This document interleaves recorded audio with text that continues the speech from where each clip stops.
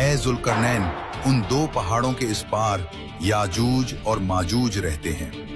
याजूज और माजूज जो हजरत नूह के बेटे याफिस की औलाद में से हैं, अपनी ताकत और वहशत में बेमिसाल थे। वो इंसानी शक्ल में होने के बावजूद दरिंदे थे।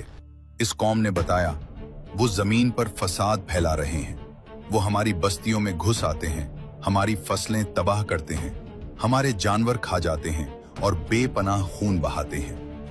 इस कौम ने जब जुल्करनैन की शान और शौकत देखी तो उन्हें उम्मीद की करन नजर आई। वो लोग भागे और अपना जमा किया हुआ माल ले आए। उन्होंने कहा, क्या हम आपको माल और दौलत दें? क्या हम आपको खराज दें? हम अपनी सारी दौलत आपके कदमों में रख देंगे, बस शर्त यह है कि आप हमारे और उनके दरमियान एक ऐसी दीवार बना दें कि वो कभी वापस ना आ सकें। जुल्करनैन ने इस सोने के ढेर को देखा। किसी भी आम बादशाह के लिए यह मुंह मांगी कीमत होती, लेकिन जुल्करनैन ने इनकार में सर हिला दिया। उन्होंने एक ऐसा जवाब दिया जो कुरान ने महफूज कर लिया। जो ताकत और माल मेरे रब ने मुझे दिया है वो तुम्हारे माल से बेहतर है। मुझे तुम्हारी दौलत नहीं चाहिए। फिर उन्होंने लोगों की तरफ देखा जिनकी आंखों में अभी भी डर था और कहा, मेरी अपनी कुव्वते बाजू से मदद करो। मैं तुम्हारे और उनके दरमियान एक ऐसी मजबूत दीवार बना दूंगा जो कयामत तक कायम रहेगी। जुल्करनैन जानते थे कि पत्थर की दीवार याजूज माजूज को नहीं रोक पाएगी। वो ताकतवर हैं, वो पत्थरों को तोड़ देंगे या उनमें सुराख कर लेंगे। उन्हें एक ऐसा मटेरियल चाहिए था जो नाकाबिले शिकस्त हो। जुल्करनैन ने हुक्म दिया, लाओ मेरे पास लोहे के बड़े बड़े टुकड़े। हजारों मजदूरों ने दिन रात मेहनत की। पहाड़ों को खोदा गया और लोहे के भारी भरकम ब्लॉक्स को उन दो पहाड़ों के दरमियान नीचे से ऊपर तक चुन दिया गया। दीवार उठती गई, यहां तक कि वो दोनों पहाड़ों की चोटियों के बराबर हो गई। लेकिन अभी लोहे के ब्लॉक्स के दरमियान गैप्स थे। जुल्करनैन ने कहा, इस लोहे को आग से दहकाओ। पहाड़ों के दरमियान बड़ी बड़ी भट्टियां जलाई गईं। हजारों लोगों ने धोंकनियों से हवा दी। आग का ऐसा मंजर था कि लोहा सुर्ख अंगारा बन गया। पहाड़ों के दरमियान की जमीन तंदूर की तरह तपने लगी। जब लोहा गर्म होकर फैलने लगा तो जुल्करनैन ने आखिरी और सबसे अहम हुक्म दिया, अब मेरे पास पिघला हुआ तांबा लाओ। उन्होंने इस गर्म सुर्ख लोहे पर पिघला हुआ तांबा डाल दिया। साइंस ये कहती है कि जब लोहा और तांबा मिलते हैं तो वो एक ऐसी भरत बनाते हैं जो लोहे से ज्यादा सख्त होता है और इस पर जंग नहीं लगता। तांबे ने लोहे के ब्लॉक्स के दरमियान सारे सुराख भर दिए। जब वो दीवार ठंडी हुई तो वो कोई मामूली दीवार नहीं थी। कुरान कहता है, बस वो याजूज माजूज न तो इस पर चढ़ सके और ना ही उसमें सुराख कर सके। वो दीवार शीशे की तरह चिकनी थी और फौलाद से ज्यादा सख्त। उस दिन वो दरवाजा हमेशा के लिए बंद हो गया। जुल्करनैन ने इस दीवार को देखकर गुरूर नहीं किया। उन्होंने आसमान की तरफ देखा और कहा, ये मेरे रब की तरफ से एक रहमत है। लेकिन फिर उन्होंने एक ऐसी बात कही जो आज तक फजा में गूंज रही है, लेकिन जब मेरे रब का वादा आएगा तो वो उसे रेजा रेजा कर देगा। और मेरे रब का वादा सच्चा है। दीवार बन गई, जुल्करनैन चले गए, वो कौम महफूज हो गई। लेकिन सवाल ये है, क्या वो हमेशा के लिए कैद हो गए? दीवार के उस पार क्या हो रहा है? क्या वो सो गए हैं? हदीस बताती है कि नहीं। हमें लगता है कि जुल्करनैन ने दीवार बना दी और किस्सा खत्म हो गया। हम अपने घरों में चैन की नींद सोते हैं, लेकिन हकीकत यह है कि पिछले हजारों सालों से इस दीवार के पीछे एक जंग जारी है। एक ऐसी जंग जिसके बारे में दुनिया बेखबर है। प्यारे नबी सल्लल्लाहु अलैहि वसल्लम ने फरमाया कि याजूज और माजूज सोए हुए नहीं हैं, वो हर रोज जागते हैं। उनका मकसद सिर्फ एक है, इस दीवार को गिराना। जरा तसव्वुर करें वो मंजर, हजारों लाखों की तादाद में ये खौफनाक मखलूक अपने नौकीले पंजों और औजारों से इस लोहे की दीवार को खिंच रही है। चिंगारियां उड़ती हैं, लोहे पर खिंचने की आवाजें गूंजती हैं। वो सुबह से शाम तक पूरी ताकत से दीवार को तोड़ने में लगे रहते हैं। मेहनत करते करते शाम तक वो इस पॉइंट पर पहुंच जाते हैं कि उन्हें दीवार के पार से सूरज की हल्की सी किरण या रोशनी नजर आने लगती है। वो आजादी के बिल्कुल करीब होते हैं। दीवार बस टूटने ही वाली होती है। तब उनका सरदार कहता है, रुक जाओ, बहुत काम हो गया, बाकी जो बचा है वो कल सुबह आकर तोड़ेंगे और निकल जाएंगे। लेकिन वो सदियों से एक ही गलती करते आ रहे हैं। वो इंशाअल्लाह अगर अल्लाह ने चाहा कहना भूल जाते हैं। जब वो रात को सो जाते हैं तो अल्लाह की कुदरत हरकत में आती है। रातों रात वो टूटी हुई दीवार वापस जड़ जाती है।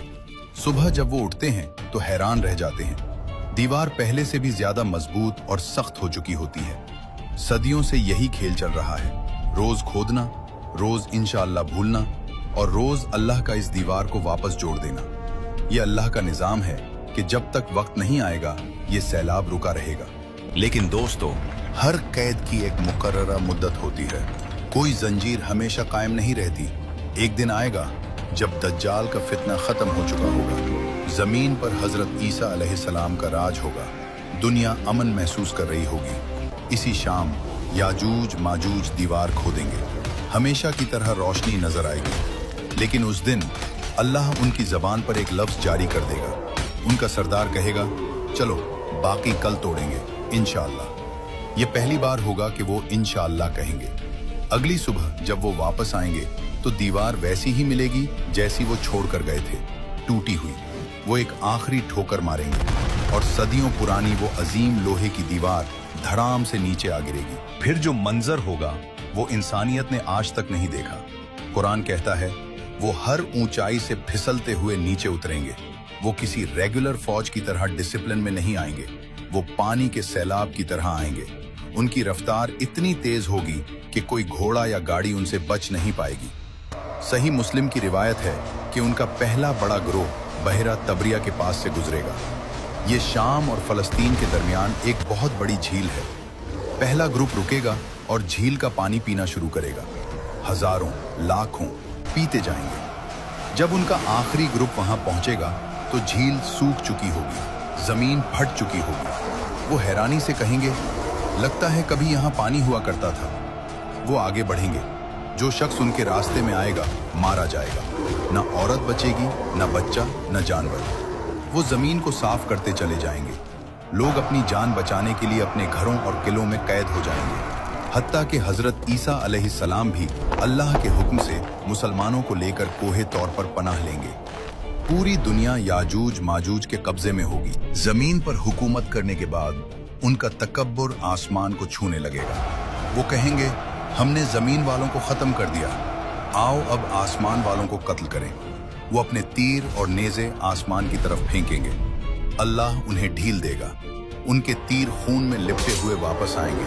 वो खुश होंगे और जश्न मनाएंगे कि हमने आसमान वालों को कत्ल कर दिया है। उस वक्त हालात निहायत सख्त होंगे। खाने की ऐसी कमी होगी कि एक बैल का सर भी 100 दीनार से ज्यादा कीमती समझा जाएगा। हजरत ईसा अलैहिस्सलाम और उनके साथी अल्लाह से गिड़गिड़ा कर दुआ करेंगे, या अल्लाह इस अजाब को हमसे दूर कर दे। अल्लाह अपने नबी की दुआ कैसे रद्द कर सकता है? दुनिया की सबसे बड़ी फौज को मारने के लिए अल्लाह कोई एटम बम या फरिश्तों की फौज नहीं भेजेगा। अल्लाह अपनी सबसे छोटी मखलूक को भेजेगा। अल्लाह उनकी गर्दनों में एक बीमारी पैदा करेगा, नगफ। ये एक किस्म का कीड़ा है जो बकरियों और ऊंटों की नाक में होता है। रात के वक्त ये बीमारी फैलेगी और सुबह होते होते सब के सब करोड़ों की तादाद में याजूज माजूज एक साथ मर जाएंगे। हदीस के अल्फाज हैं कि वो ऐसे मरेंगे जैसे एक नफ्स मरता है। हजरत ईसा अलैहिस्सलाम के साथी जब डरते डरते पहाड़ से नीचे झांकेंगे तो हर तरफ खामोशी होगी। एक बहादुर शख्स को नीचे भेजा जाएगा। वो वापस आकर खुशखबरी देगा कि दुश्मन हलाक हो चुका है। लेकिन जमीन पर कदम रखने की जगह नहीं होगी। हर तरफ लाशें और शदीद बदबू होगी। जमीन पर सांस लेना मुश्किल हो जाएगा। हजरत ईसा अलैहिस्सलाम फिर दुआ करेंगे, अल्लाह इस हम लंबी गर्दन वाले बड़े परिंदे भेजेगा। वो आएंगे, उन लाशों को अपने पंजों में उठाएंगे और वहां फेंक देंगे जहां अल्लाह चाहेगा। उसके बाद अल्लाह एक ऐसी रहमत की बारिश बरसाएगा जो मिट्टी के घरों से लेकर खेमों तक हर जगह पहुंचेगी। ये बारिश पूरी जमीन को धोकर शीशे की तरह साफ और चमकदार बना देगी। जमीन को हुक्म मिलेगा, अपने फल उगा और अपनी बरकत वापस ला। वो दूर इतना बरकत वाला होगा कि एक अनार का छिलका इतना बड़ा होगा कि पूरी जमात उसके साए में बैठेगी। शेर और बकरी साथ चलेंगे। बच्चे सांपों से खेलेंगे लेकिन कोई किसी को नुकसान नहीं पहुंचाएगा। दोस्तों, याजूज और माजूज की कहानी सिर्फ एक वाकया नहीं, एक वार्निंग है। वो दीवार आज भी वही है, वो कोशिश आज भी जारी है। सवाल ये नहीं कि वो कब आएंगे, सवाल ये है कि जब वो आएंगे तो क्या हमारा ईमान इतना मजबूत होगा कि हम दज्जाल और उस फितने का मुकाबला कर सकें।